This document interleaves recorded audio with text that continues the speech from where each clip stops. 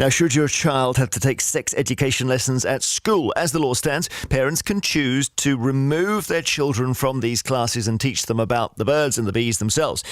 The former Education Secretary, Justine Greening, wants that to change. She thinks the lessons should be compulsory. Otherwise, she says, kids won't be equipped to deal with the modern world. And it seems the government now agrees with her and is deciding that sex and relationships education should be compulsory in all schools from September next year. Now, some people very unhappy about that. Some parents think they should be the primary educator on this difficult territory and that a one-size-fits-all approach to sex education just doesn't work. They think they should still be able to withdraw their kids. And what do you think? Maybe you've taken your son or daughter out of school to teach them about sex and relationships yourself, or maybe you just think, actually, I just want the ability, the right to do that. Or perhaps you think, no, schools need to be the ones who do it in every single case. 08000 288 291 is the number. Email vine@bbc.co.uk. Rebecca Jennings joins us, and she goes into schools and is a freelance sex and relationships teacher from something called RAISE, Raising Awareness in Sex Education. And Dr. Tom Rogers is from the Safe at School campaign. Dr. Rogers, you are one of those who says this is not a good move. Yeah, absolutely. I mean, sex education is not just like any other school subjects. I mean, we're dealing here with the most personal and intimate part of a child's development. And as you said in your introduction there, a one-size-fits-all policy, one-size-fits-all program just doesn't serve the needs of all children. All children are individuals. They're all different. They develop and mature at different times. And, also parents have, particular values. There's no such thing as neutral sex education. It deals with values and moral choices. And, parents have a basic human right to have their children raised and educated according to their own beliefs and values. That's a basic human right recognised under international law. All right, Rebecca Jennings, listening to that, you actually go into the schools and you teach children. So what do you say in reply? Hi there. Yeah, Hi. So basically, I think, it's so important that we know that it is about relationships as well as just sex education. But it has to be a partnership between parents and with the school as well. We're not just saying that schools have to have that complete, onus on teaching, random lessons. It's so important that parents are informed to give their values, to give their ideas, and to really kind of come up with sessions that are appropriate to the age and the understanding of each individual Give us child. an example, Rebecca, of where it gets tricky. So it can get, it does get tricky in terms of puberty changes. They're happening very, very early on for young children now.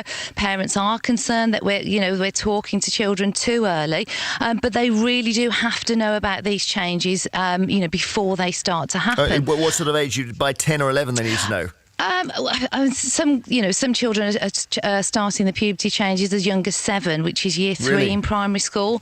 It's so important when I talk to parents, and I always talk to parents before I deliver any sessions at all, to ensure that they know that exactly the content of a session. They know that actually, we really embrace the parents' ideas, the parents' beliefs, and the parents' values. Of course. Tom Rogers, you come in on that. What's wrong with that? The trouble is when you get to the point where the parents have no legal right of withdrawal, I mean, sure, you can consult with the parents, but if the parent fundamentally disagrees with the way it's being taught, well, you're really saying to the parent, butt out. We know better than you how to raise your own children. I'm just looking for examples, Tom. Where is the classic flashpoint for you, where you want to say to the school, I do not want you to say this? Yeah, absolutely. I mean, we've had Rebecca talking about puberty there to sort of 10-year-olds. Well, that's fine. Children should be aware of what's happening within their own bodies. But certain sex education programs, I mean, as an example, the notorious Channel 4's Living and growing. I mean, we've had sort of primary school children talk to about masturbation, even shown graphic depictions of sexual intercourse in a cartoon way, even before, they've had any kind of sexual awareness, long before puberty. And we've had parents coming to us whose children have been, quite literally traumatized by having completely the wrong kind of sex education too young. So, it's got to be down to the parent to decide that. Us parents, we're the experts about our own children, not any other adults. Rebecca, go on. Yeah, so relationships and sex education has not been reviewed since the year 2000. Of course, now in the modern world, young children need to be aware of sexting. They need to be aware of the risks using mobile phones, their bodies, their body parts, to really protect themselves, as young people. It's so important that we know that we are moving away from showing a video and the teacher sitting at the back hiding and then leaving the children to go off and ask parents questions in the middle of Sainsbury's or wherever else. People might think that worked quite well. It doesn't work well if it's not part of a planned programme, and this is why it's taken so long for it to become compulsory recommended, because we're doing it carefully, we're doing it planned, we're doing it in consultation with parents. If, for example, I'm just trying to think of an example here, but if Tom said to you, look, I don't want any segment on LGBT until my child is 14, 15, could he pull them out at least of that, let's say? Well, the primary compulsory part will be relationships education. Now, of course, that will talk about families, it'll talk about relationships, it'll talk about same-sex relationships. Of course it will, because there's families in schools there's children who have two moms, two dads. This is part of life. This is something we're talking why would you about. want to pull somebody out of that as an example? Well, look, I mean, if we want to serve our children well, we have to present to them the reality of there being two biological sexes, male and female, which are complementary to each other. I mean, this whole relationship... Even that is now getting somewhat grayer in the modern world, isn't it? And for some good reasons. That's entirely ideological. It's not based on it's not based on reality. And look, at the moment we've got real families that have loving, supporting parents of the same gender, children in primary schools who have, parents of the same gender who are entitled to talk about their families as anybody else. They are Tom's children. If he doesn't want them to have that conversation at the age of 12, surely in the end it's down to him. Absolutely. Surely the media, though, as well. We're not telling young people and children things they're not already aware of. We're not sexualising them. We're not exposing them to stuff, because it's issues that children are already confronting. Well, not always. I mean, not everyone is just doing free range on their mobile. No, of course, but episodes, EastEnders, Hollyoaks, music lyrics, music videos, of course parents are hopefully looking out for what their children are looking at on social media, but actually some of the messages and some of the real life relationships, walking down the street, seeing two men holding hands, young people are learning that actually two people can be in love of the same gender, and why should that not be spoken about clearly in schools? Relationships have to be embraced, that they're healthy and that everybody's entitled to a healthy, safe relationship. And talking about families in primary school is basic stuff that children are asking questions about. I have question boxes where children post questions.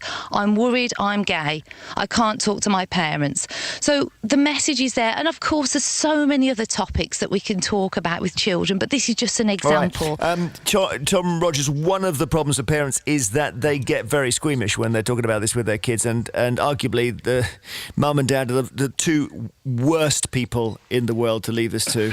Well, because we're frightened of it. I think that's. Or do you just sit them down and do it with a blackboard? How do you do it? What we know is that most parents are comfortable talking to their children about sex. Surveys have brought that out. A few years ago, there was one by the National Association of Head Teachers, so that 79% of parents were perfectly comfortable talking to their children about sex. I mean, on the whole, we're talking about young modern parents here who are perfectly capable of explaining the birds and the bees to children in their own way at the right time. And one of the problems is that parents just been so sidelined and undermined for so long that some do lack confidence in this area, and they do need help, support and encouragement, and schools do have a role to play in that. But, that doesn't mean we need a compulsory sex education with no right of parents to Rebecca, could you withdraw. Understood. Could you, if you got parents like Tom who say, look, I don't like this, Rebecca, you've got to find some way of, I don't know, just some solution. Maybe you say, look, throw a sickie.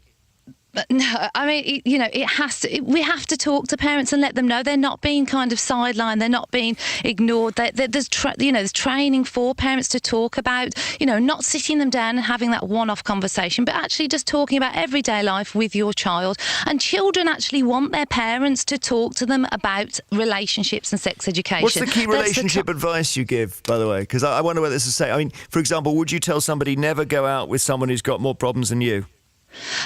No. Because I've told my daughters that. I think at the end of the day, it's about children. That's not young official people advice, being, then. No, just being happy and being able to be yourself in a relationship and being able to have discussions with your partner. And actually, in primary, we're talking about friendships before we're even getting to the secondary school stuff around relationships. Thank you so much. Fascinating all the way through. Thank you. Rebecca Jennings is a freelance sex and relationships teacher from an organisation called RAISE. Dr. Tom Rogers is from the Safe at School campaign. But meanwhile, on the subject of whether parents should be allowed to pull their children out of classes, Mandy emails and says, surely it's better and less embarrassing for children to have this education altogether in the classroom. Schools are always being told they don't do enough and should parent more. Parents really can't have it both ways. Call us if you like on this, 08000 288 291, and tell us what you think. All of our guests today have been on the line, so I'm kind of lonely in here. Paul Swift in Sheffield says, I am a Christian, so while I think it's important to teach safe sex at school, the lessons there don't teach anything about chastity. The primary responsibility is still the parents. The message from school is that sex is okay as long as it's safe, but that's not what we think. We haven't even had the word chastity on the programme for actually, I think, years. Caroline Simons in Bexhill, good afternoon. Good afternoon, Jeremy. Now, you used to work in a school as a teaching assistant, so you saw all of this going on. Absolutely. And, of course, there's two sides to it, isn't there? There's the biological side, the kind of mechanical side, and then there's the very complicated relationship side.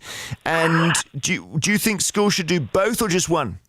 I think they should do one. I think they should teach the procreation of life, the fact that this happens so that we can, make the world a bigger place and all the rest of it.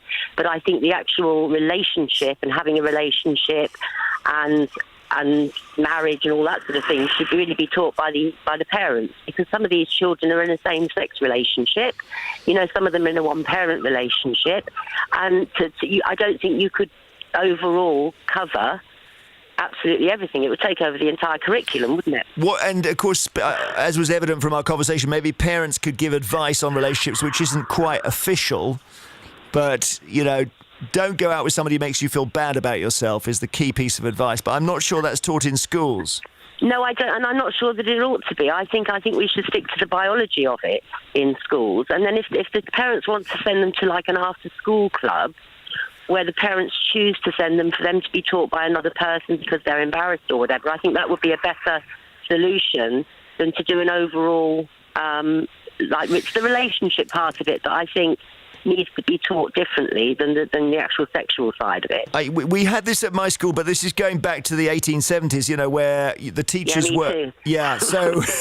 OK, let's bond on this. So the teachers were they'd all veterans of the Second World War, and the guy who taught the sex education to us was a colonel, and he did the mechanical thing, but arguably that's only 5% of what it's about. Yes, I appreciate that, but I thought we were discussing whether it should be done by the parents or the school. Good point. And what I'm saying is I think there needs to be a combination of both, but there needs to be an option in schools where the parents can send the children for further sex education and relationship education if the parent chooses to. What about, one more question, what about the idea from our brilliant caller, Paul, who said we should have a lesson on chastity? Well, again, I think that depends really on the parenting. Okay. Doesn't it? You see, the thing is, I got you, no, because it's not mechanical. Okay, I'm sorry, I have grasped it. I promise. I just think you had to put a start and a finish on this in school. Yeah. Because I think you can confuse the children too much if you start going into different people's different ideas on it, which is going to happen, isn't it? Because it's an individual thing. Thank you, Caroline. Sandra Kimmont in Chester says biology is central. It's important that this is taught at schools so young people get the facts without any moral judgment that may come from their parents. I don't know whether you can... this is what's confusing me, whether you can do biology, in other words, mechanics, without doing emotions. That may be where we went wrong in the 1870s. Lydia Treasure, I've messed up your name. Lydia Treeshaw. Treeshaw, yes. I love it. Can I say Treasure? Where are you, in Ipswich? Yeah, just outside Ipswich in Sussex. And you teach this? Yeah, I do. I teach secondary level PSHE from year 7 to year 9. And it's quite interesting listening to all these different opinions because I do think they all have validity. However, I think a lot of them are also, without sounding rude, quite naive in that it's nice to think that everyone has a home life they can go home to and they can discuss, when they're going to start their periods, when puberty is going to kick in, when they should have sex, what kind of relationship they should be in order to be able to do these things. But realistically speaking, I teach in a comprehensive school. It's not a good school, it's not a bad school, it's a run-of-the-mill school. And the questions that I get on a weekly basis, week in, week out, from children who, they're not trying to be naughty or they're not trying to say that, I don't know, they should have sex at the age of 12, all these different kinds of things. It's a genuine interest. And they get the mechanics from biology. They understand, that side of things. But what they don't understand is how that actually links into a healthy relationship. And I think if it's taught properly, I think it's absolutely integral to a child's development. So understand, Lydia, you can't have one without the other. Stay there. Debbie Galton in Northampton, you took your child out of his sex education class, so tell Lydia why. I did, yeah. But first of all, to say, I completely agree with what Lydia just said there. And also the age difference is important because year 7 to 9 is very, very different to year 4, 5 and 6, which is, age up to 10 or 11 maximum. And I decided, having done a lot of lifelong sex education and relationship education with both of my children, but when my son was about 9, I took him out of a particular session using that Channel 4 video that the chap mentioned because it featured what I called the sex scene, and the school refused to not show it, even though I complained very strongly. And basically it involved these 2 cartoon characters that the kids had been shown sort of week after week in this particular lesson, and it sort of culminated in this literally sex scene, which is voiced over by a sort of child's voice, which is really quite disturbing, talking about how enjoyable sex was. And so whilst this boy is sort of saying, and when a man and a lady love each other, they have sexual intercourse and it feels really nice. And meanwhile, what you can see on the screen is this man chasing this woman around a bedroom. They're both naked, and he's holding a feather, and they run in a circle, and they jump over the bed, and they go round. I know, a few times, and then they lay down on the bed, and they have sexual intercourse in the missionary position, and then she gets on top, and all the while this boy is saying whatever he's saying, and I'm not a prude at all, but I very strongly felt that was not a message, 1, but also an image, 2, that my 9-year-old son needed to have. I've never heard about this video, Lydia. It sounds like the kind of thing... That video is, I mean, it's complained about endlessly, but schools still use it.